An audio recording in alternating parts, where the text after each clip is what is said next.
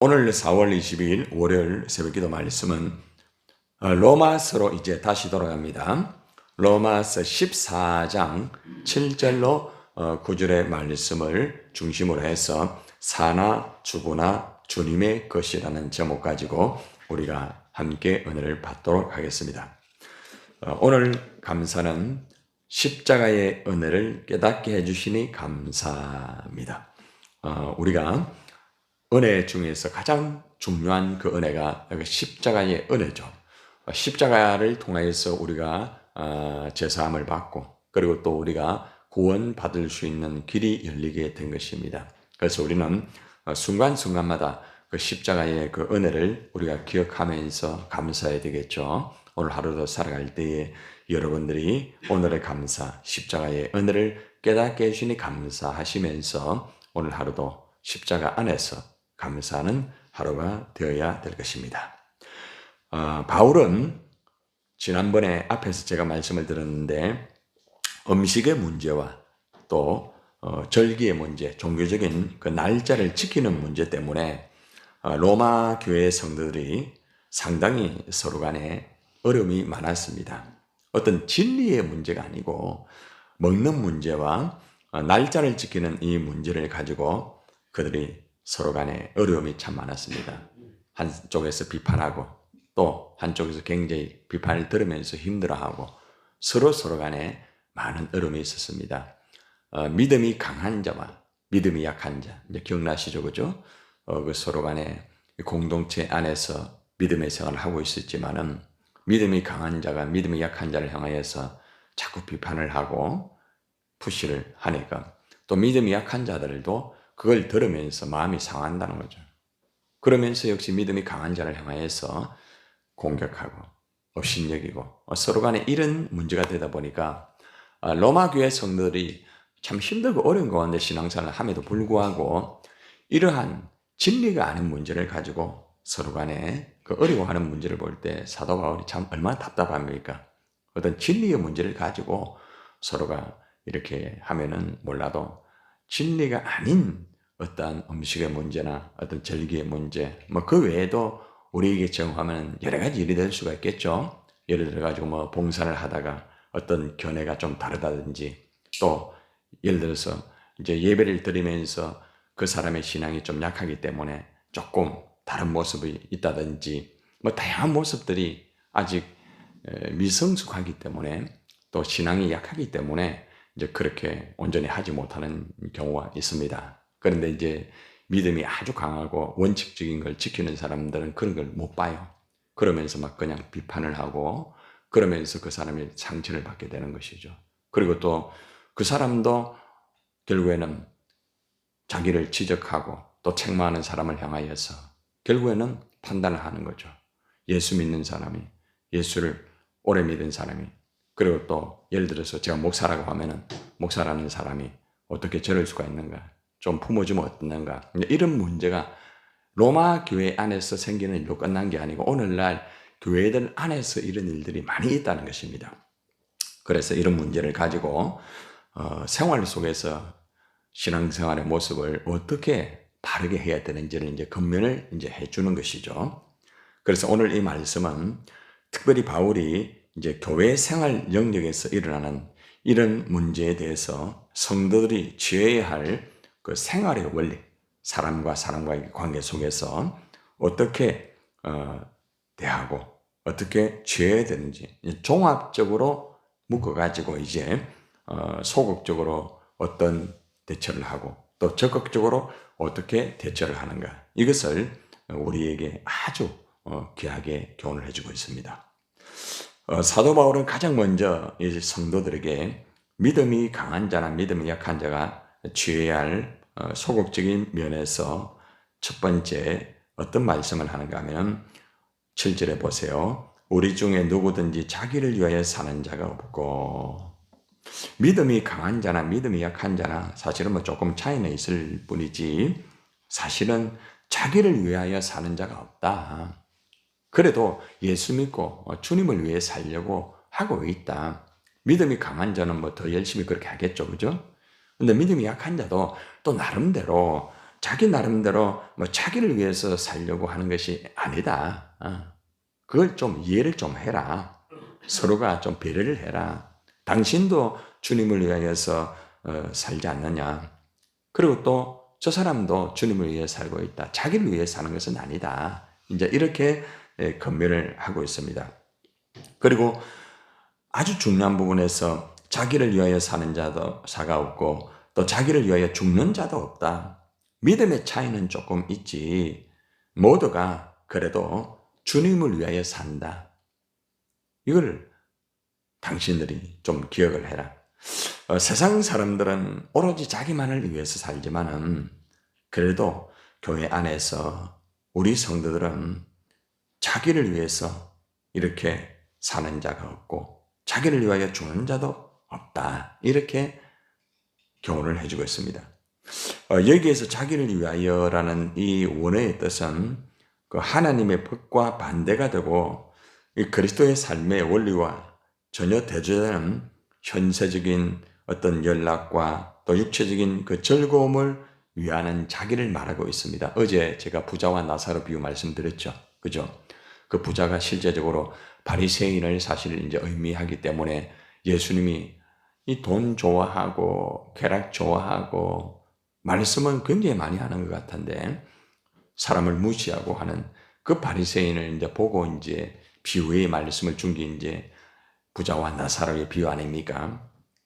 거기에 해당되는 그런 자기라는 말씀과 거의 연결이 되는 것입니다. 현세의 어떤 보이는 연락, 그리고 육체적인 그런 즐거움, 세상의 것을 가지고 또 풍요로움을 누리려고 하는 이 자기를 말하고 있다는 것입니다. 우리 중에 자기 자신만을 위해 사는 사람은 사실 그렇게 많지 않다. 물론 그럴 수도 있겠지만은 지금 사도 바울이 이 말을 하는 것은 전체적으로 통틀어 가지고 평균적으로 체크를 해보면은 그렇지 않다는 거죠. 여러분 보통 우리가 예수 믿는 사람이 덕을 끼치지 못해가지고 우리가 세상 사람들에게 비춰질 때 세상 사람들은 뭐라고 말합니까? 예수 믿는 사람들은 다 뭐 하더라 이러잖아요. 그죠? 여러분들이 그런 분에게 잘 변호를 해줘야 됩니다. 다 그런 건 아닙니다. 그런 사람도 있지만은 대부분의 사람들은 예수님의 십자가의 정신을 가지고 가난하고 소외된 자를 돌보고 그리고 나름대로 윤리와 도덕을 지키면서 그렇게 살려고 다들 그렇게 하고 있습니다. 목사 중에도 그런데요. 다 그런 건 아닙니다. 대부분의 목사님들은 하나님의 말씀대로 예수님의 말씀의 중심을 가지고 다 목회를 하고 있습니다. 몰라서 그렇지 다 그런 건 아닙니다. 이렇게 설명을 차근차근하게 잘 해주고 그리고 그분들이 그렇게 된 데 대해서는 정말 제가 용서를 대신 구합니다. 용서를 해주세요. 이것이 참 중요한 부분이에요. 그런데 로마 교회 성도들은 그렇게 하질 않았다는 거죠. 계속적으로 믿음이 강한 사람은 믿음이 약한 자를 향하여서 계속적으로 그렇게 하고 믿음이 약한 자는 믿음이 강한 자, 그 사람이 자기를 업신여긴다고 계속 그래 되니까 계속 충돌이 자꾸 이루어지는 거죠. 그러니까 얼마나 힘들고 어렵겠습니까? 아무리 일을 잘하고 아무리 많은 사람이 모이고 여건이 좋다 할지라도 이런 충돌이 계속 있다는 것은 영적으로 이미 바닥이 된 것이고 그 사람의 신앙도 이미 바닥이 된 것과 똑같아요. 일 잘한다고 문제가 해결되는 게 아닙니다. 가장 중요한 것은 사람과 사람과의 관계 속에서 서로가 배려하고 서로가 이해하고 저 사람도 나름대로 주님을 위해 살고 있다. 여러분들 예를 들어가지고 우리 교회 안에도 보면은 아직도 좀 미성숙하고 좀 자주 좀 실수도 하고 그런 사람이 있습니다. 근데 그 사람 보면은 교회 와서 봉사하거든요. 예. 정말 어려운 사람이 있으면 또 협력도 하고 그래요. 그러니까 오늘 이 말씀은 바로 그런 말씀이에요.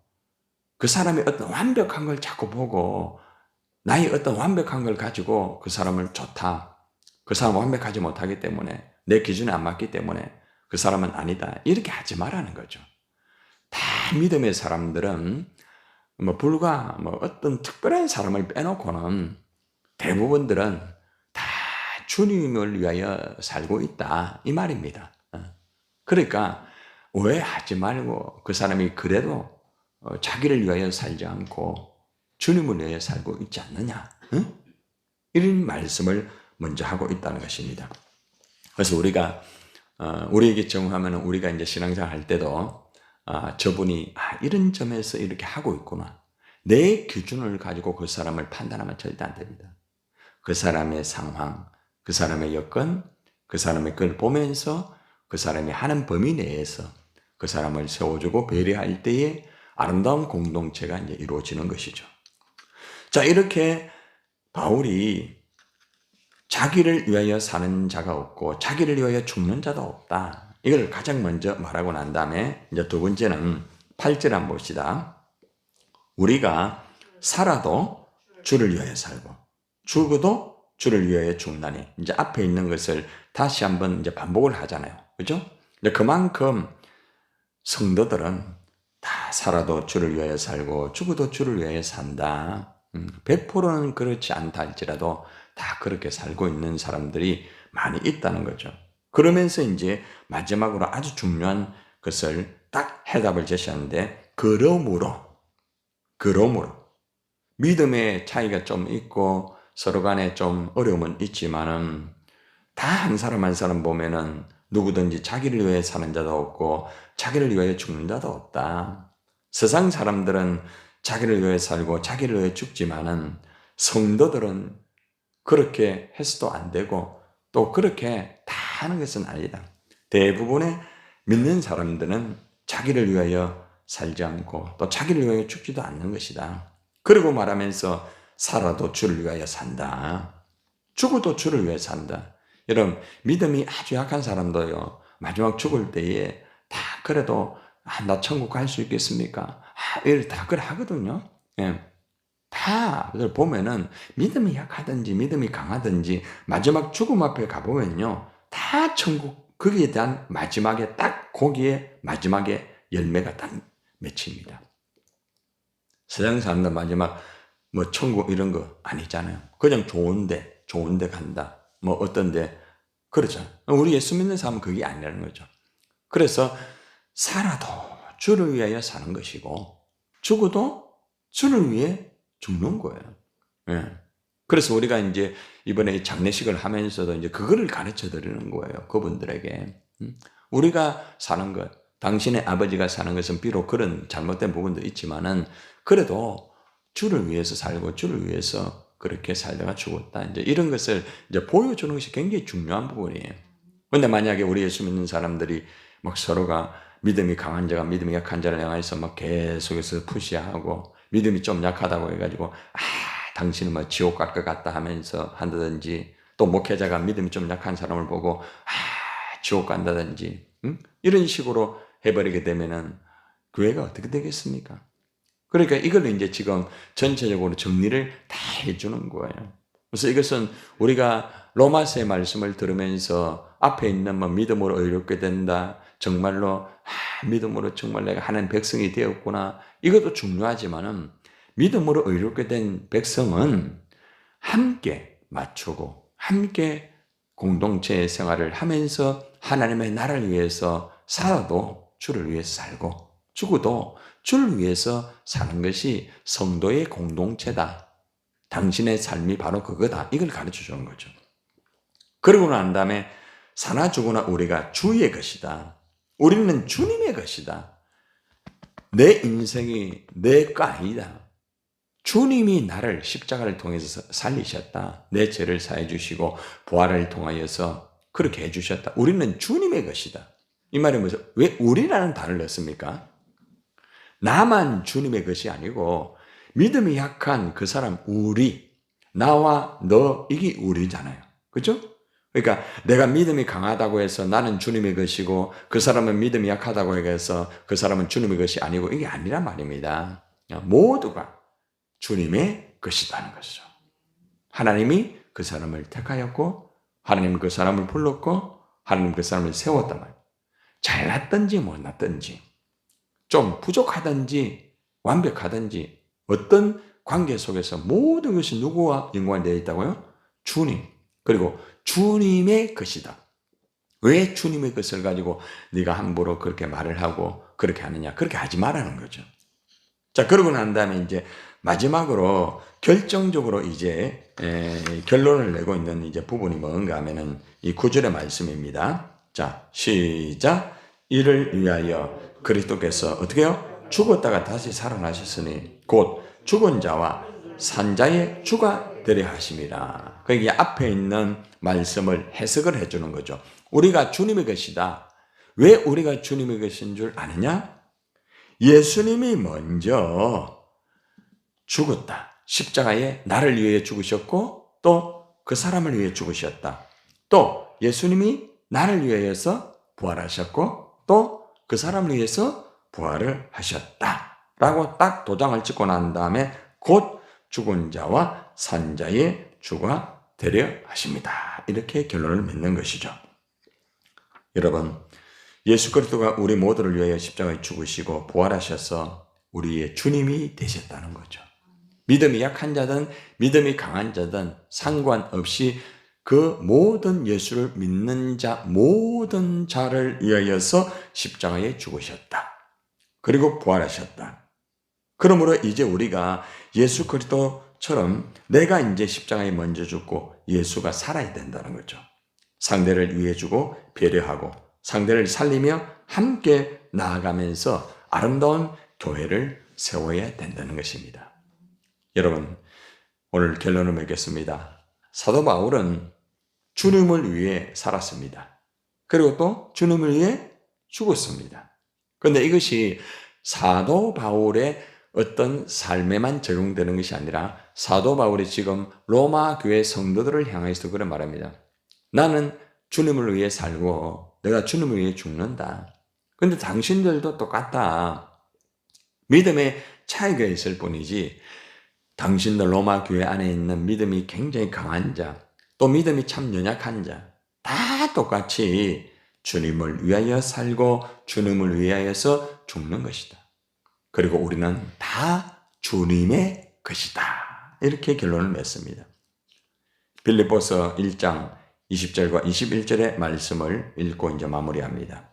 나의 간절한 기대와 소망을 따라 아무 일에든지 부끄러워하지 아니하고 지금도 전과 같이 온전히 담대하며 살든지 죽든지 내 몸에서 그리스도가 존귀하게 되게 하려 하나니 따라해봐요. 이는 내게 사는 것이 그리스도니 죽는 것도 유익함이라. 내가 사는 것은 내가 죽는 것은 바로 주님을 위하여다. 어떤 사람을 위하여 하는 게 아니에요. 주님을 위하여 하는 것이다. 여러분, 사나 죽으나 주님을 위한 삶은 바울의 삶이었죠. 그런데 바울의 삶은 곧 예수님의 삶의 거울을 보고 바울이 그렇게 산 거예요. 예수님도 사나 죽으나 하나님의 것이었잖아요. 그렇죠? 예수님은 사나 죽으나 하나님의 것이죠. 아버지의 원대로 되기를 원합니다. 그랬죠. 그러니까 예수님이 그런 가장 먼저 모델로 십자가와 부활을 통하여 보여주었기 때문에 바울이 예수님 만나고 난 다음에 그도 사나 죽으나 주님을 위하여 나는 주님의 것이다. 그렇게 한 거죠. 사랑하는 여러분, 예수님을 믿는 우리도 주님을 위해 살고 주님을 위해 죽을 수 있는 우리 모두가 여러분 되시기를 바랍니다. 우리가 정말 살아도 죽어도 주를 위해 이 믿음을 가지고 사는 게 너무너무 중요합니다. 우리가 이제 내가 살아도 우리가 1절만 같이 한번 부르고 기도합니다.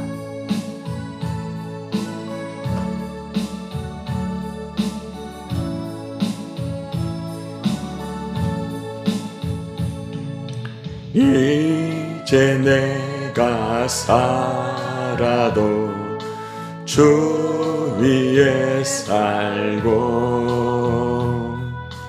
이제 내가 죽어도 주 위에 죽네. 하늘 영광 보여주며 날 오라 하네. 할렐루야 찬송하며 주께 갑니다. 그러므로 나는 살아 죽으나 주님의 것이요 사나 죽으나 사나 죽으나 날 위해 피 흘리시 내 주님의 것이요